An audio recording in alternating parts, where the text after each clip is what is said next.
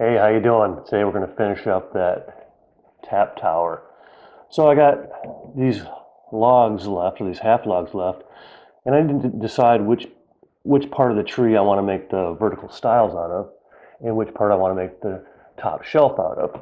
Now, the top shelf needs to have a flat spot on the top, so I need to keep in mind that whichever board I choose, I need to manually plane it down flat so I have a shelf. And I also need to choose a somewhat consistent thickness and width for the vertical stiles so they look somewhat balanced. So my gut is telling me that I should take this piece for the top shelf over here, the fat piece, and then take the vertical stiles out of this area of the tree somewhere. So once that decision is made, just a matter of cutting these up and starting to mill them into what I want them to be. So I made the decision how I want to lay out the pieces from the log itself, and I determined that these two pieces would be very good for the vertical stiles for the ends of the tap tower. And I think I'm going to make this knot is going to be kind of hard to deal with, so I'm going to make this the back. So I'm going to do what I did for the front rail and true up one edge so I have a true reference edge that I can use to mill my end pieces. So that's what I'm going to do, and again, more work with a hand plane.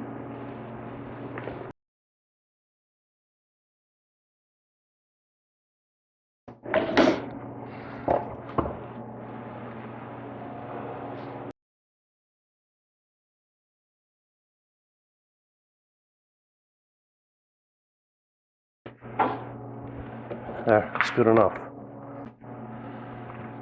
Now these pieces have a slight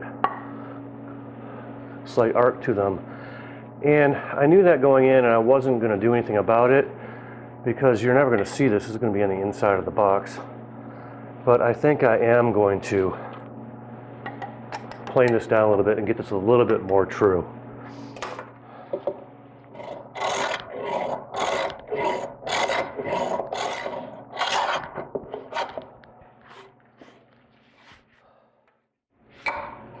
That is much better.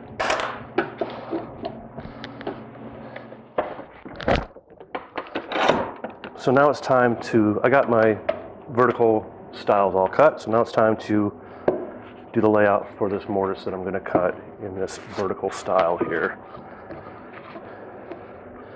And I'm just going to eyeball a rough location and make a mark.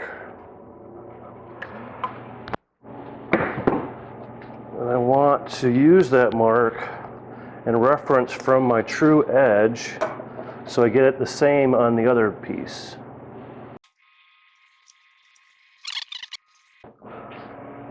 Now this mortise doesn't have to be perfect. There's not even going to be any glue in this joint.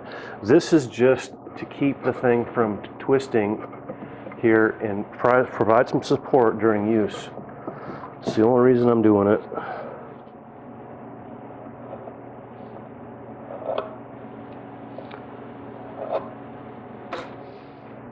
Now I'll remove the majority of that mortise with my router. And conveniently, it should be set to the right depth.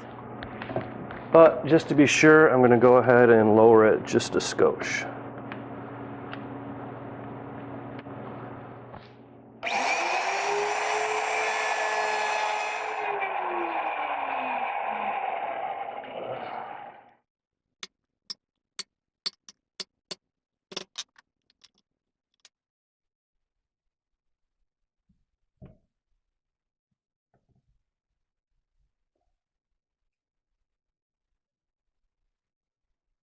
So it's coming together pretty quickly now. The rails were pretty easy. Cutting that mortise was pretty straightforward. They fit good. Now it's just a matter of starting to work on the top. And the top's going to be the exact same process as this front rail. Got to true up one edge, cut them to length, and then make them flat so we can have a shelf.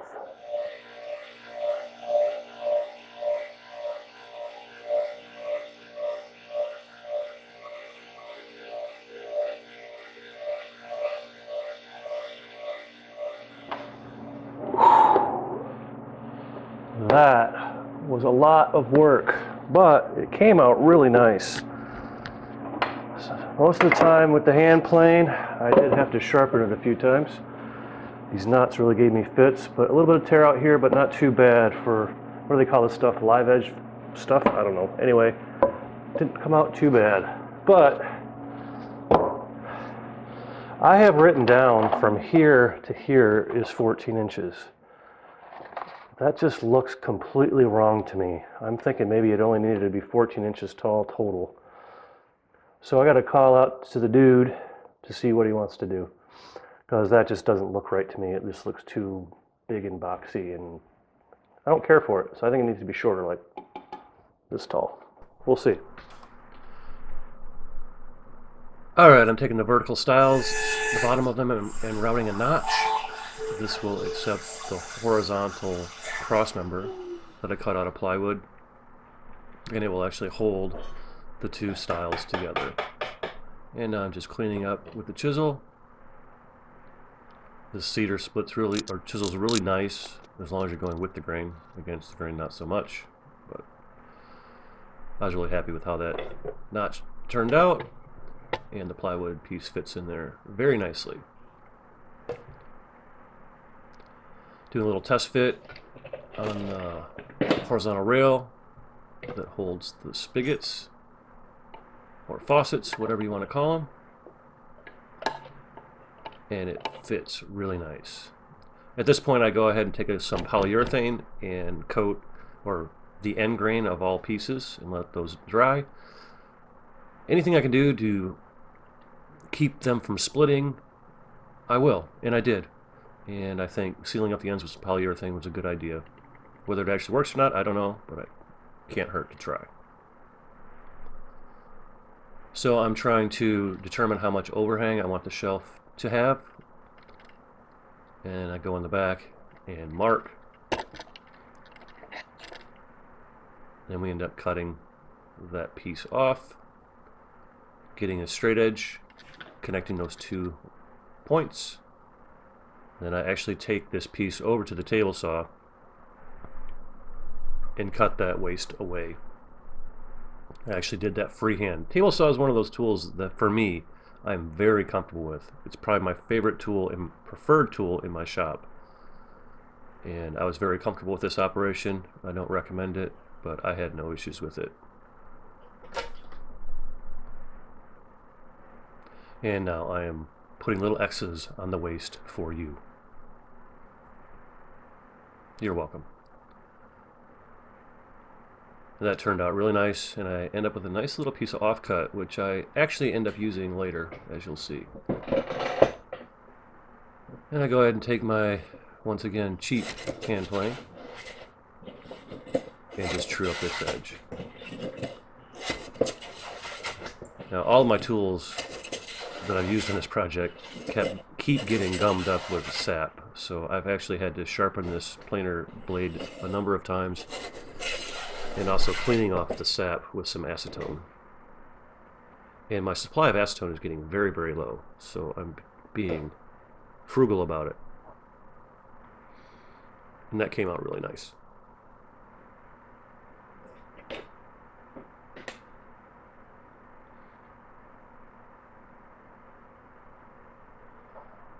Yeah, there it is, kind of assembled. And you may notice that there are plugs in that top shelf.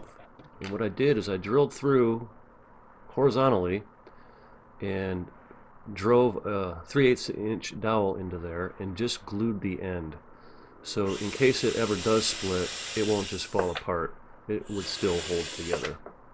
So I'm just drilling some pilot holes to set some screws to hold the piece in place while the glue dries.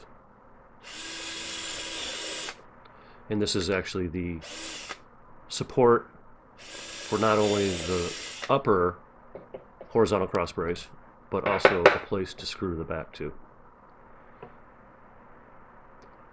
And I'm just doing some test fitting here. I have a scrap piece of plywood that I'm using as a gauge.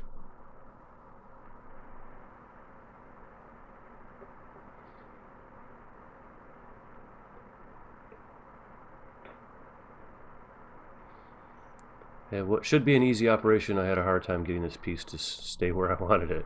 So I ended up taking a clamp and clamping it into place while I drilled pilot holes into the cedar. Now, I was using drywall screws here to do this, and really all it's going to do is hold it while the glue dries. But what I ended up doing eventually, I don't show this, I end up replacing every screw that is drilled into the cedar with some decking screws outdoors so they won't rust. That cedar is so wet, I'm just fearful that the screws will corrode, rust, and deteriorate. Not that that's a huge deal for this, because these are just holding it while the glue dries. And you see I get a lot of squeeze out. And take your best chisel and use that to clean up your excess. That's the best way to do it, in my opinion.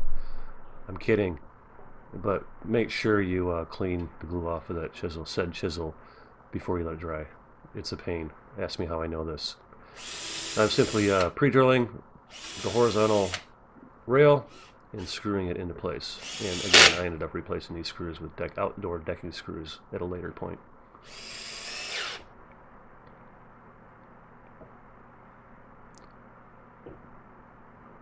So now it's time to attach the upper horizontal crossmember or shelf support. And I just glue this to the plywood and screw it in place.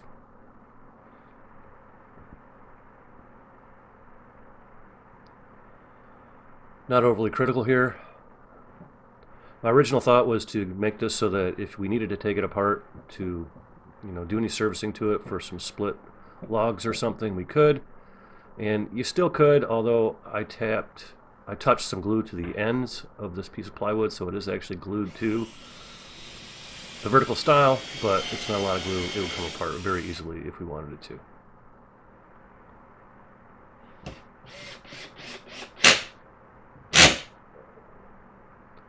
I've got this really nice piece of number 2 pine that the previous owners of this property left behind.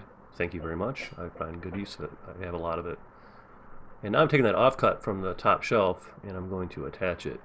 I'm going to trim it and attach it. It'll make this piece of pine simulate somewhat the look of the cedar log.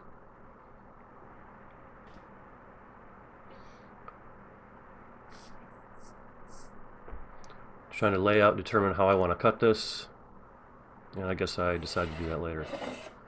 Now I'm taking the front panel and putting a chamfer on it. You'll see why in a minute.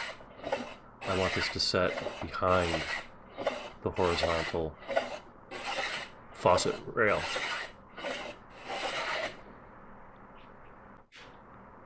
And as you can see, it fits horribly. I have a huge gap.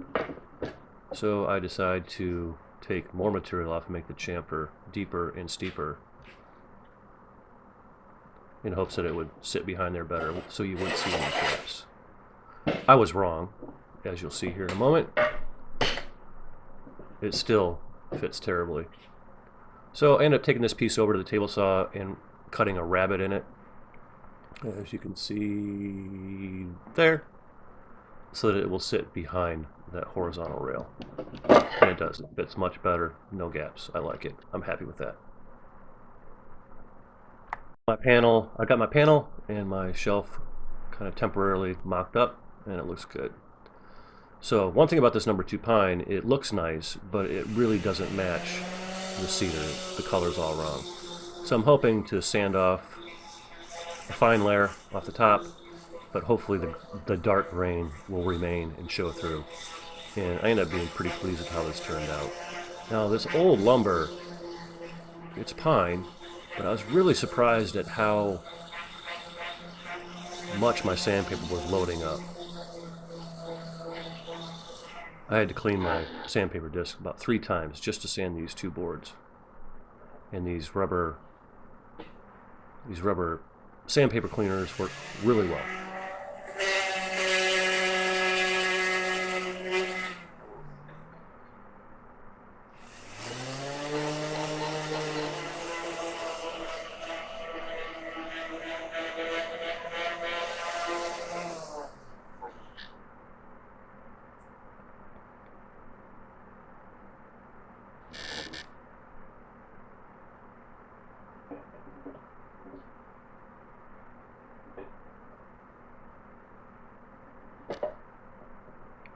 ended up fitting really nice. It kind of looks all more uniform now. I'm happy with it.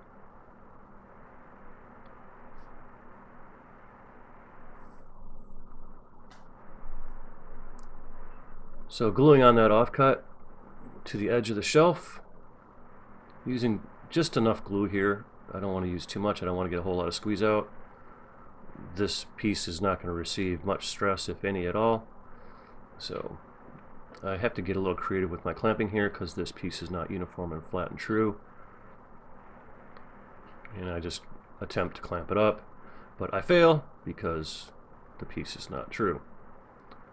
I could do something with some wedges or something, but I end up figuring out how to do this. Not yet.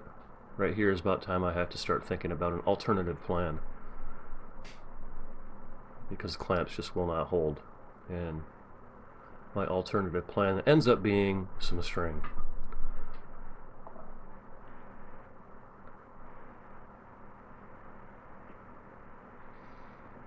So I simply wrap the whole thing in string, checking my edge fit constantly, and it ended up working really well.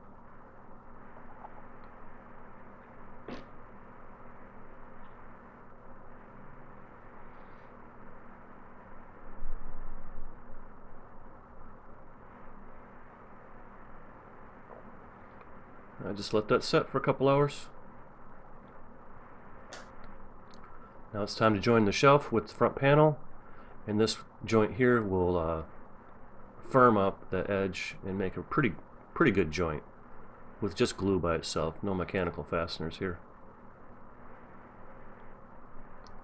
Now that front panel board has a bit of a bow to it, so it would actually rock on the table if I were to tap each end. I picked this piece for that reason. It really helps my clamping. So all I need to do is clamp the panel to the shelf, then I can clamp the whole thing to the bench, and the natural bow in the board will put pressure all the way across that seam. It worked great.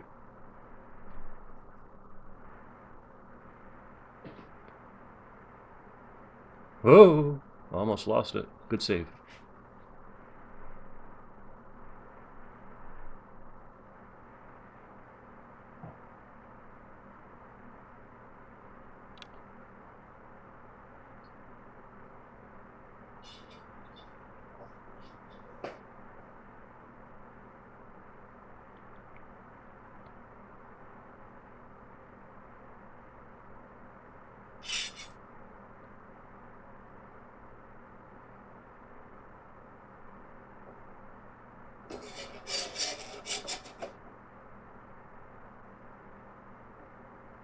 Oh, I sure gave you a lot of dead air, didn't I? Sorry. First time doing voiceover. Cut me some slack. It's time to attach the top shelf to the vertical stiles. And I have marked out 2 screw locations. And I wanted to keep these fairly close together because as this piece continues to dry, it's going to want to move horizontally across the grain. So I kept these pieces fairly close together, or these screws close together, so that they have some room to move. Hopefully.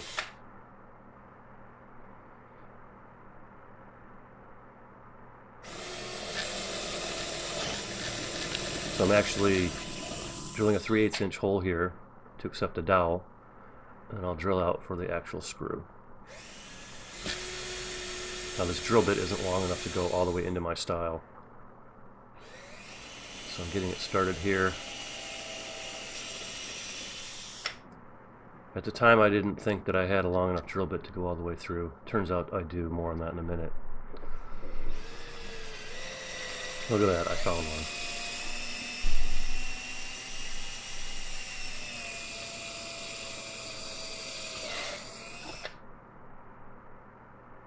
So now that I've got the holes drilled all the way through the piece, I can put my shelf back in place, double check my center to make sure it's exactly where I want it, and then I can drill through to mark the vertical stiles where my pilot holes need to go. And I take another drill bit and drill for the screws.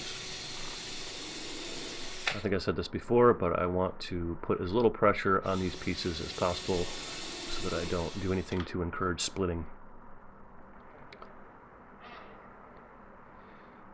And I simply take the outdoor decking screws and drive them home.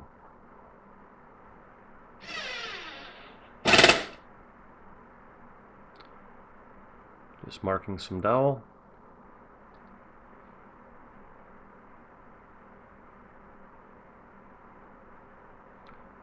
Cutting them to size. Then driving them home. I'm not using glue here in case this thing ever has to come apart. It should be relatively easy to drill these things out and then just pull them right out.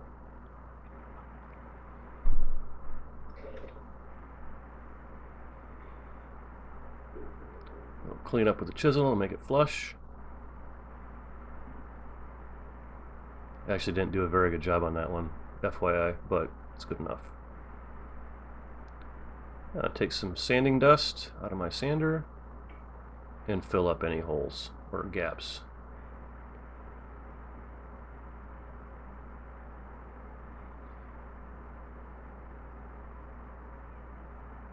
And repeat the process for the other one.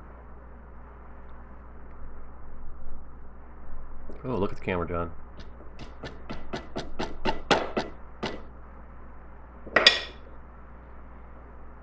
Every now and again you think, did I hit record? So you gotta look at the camera to see if the red light's flashing.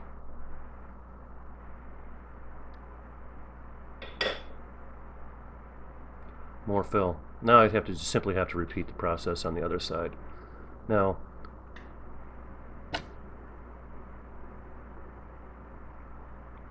but on the other side I have a problem because I can't remove the shelf from the stile because I've already attached it on this end. So I had to go look for a longer drill bit, and I did end up finding one. So I've glued and screwed a shelf support. This will support the horizontal rail and will also give me something to screw the back to. And to take my shelf and panel assembly, I've embedded magnets to help keep it secure, and it ended up working really well. And I just cut a piece of 3/4 inch plywood for the panel, drilled and countersunk some holes, attach it. We don't yet know where the hole in the wall to the cooler is, so we just left this panel solid. Once we go to install it, we will cut out the appropriate holes as needed.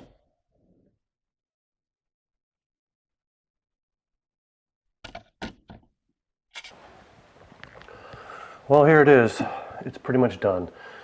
I'd like to put some finish on it, and I was going to put some water-based lacquer on it, but I just don't know how to do that because, I mean, it just feels wet to the touch. Will it ever dry? The owner suggested possibly doing some epoxy finish on it, and he has all that. So I'm going to take this over to him and see if he wants to just go ahead and put epoxy finish on it, or maybe just leave it natural and let it dry for a year before doing anything with finish. I don't know, but that's my plan, and we'll see how it goes. So we decided to shoot it with some water-based lacquer, see what happens. No big deal. So what I'm doing here is I'm putting basically 3 coats on. I put one heavy coat on, let that dry completely. It basically just soaks up into the wood. Then I put a second coat on, let it tack up, put a third coat on, a little heavier, and let that dry completely. Once that's dry completely, I will go over it with some sandpaper, clean it up, and make it all flat, and I'll go over it with 1 or 2 more final coats. And what would spray finishing be without cleanup afterwards? I used to completely take my gun apart and clean it after every coat. Now I simply just put it in a bucket of water and let it set between coats. This water-based lacquer dries really quick. And for the first coats, I have the heat cranked up in the garage to about 72, so they dry really quick. For the final coats, I'll go ahead and lower the temperature down to about 65. So that lacquer will dry slower and it'll leave a much nicer finish, in my opinion. The first couple coats of this lacquer is coming out really nice. I'm very happy. So it's time to go over it with I have some 220 here. Just go over this lightly to take down all the fuzz. And we'll shoot it with a couple more coats, but the shine's coming out. It's looking nice. I'm pretty happy.